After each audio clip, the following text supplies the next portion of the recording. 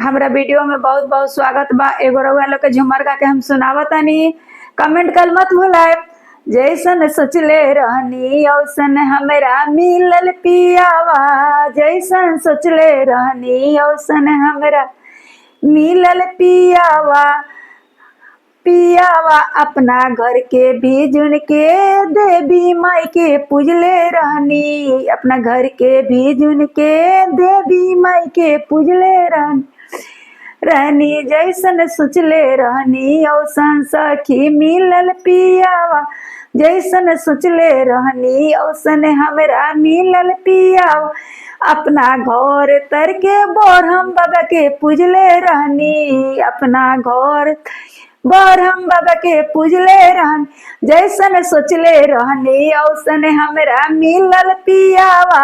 सखी हो जैसन सोचले रहनी औसन हमरा मिलल पियावा।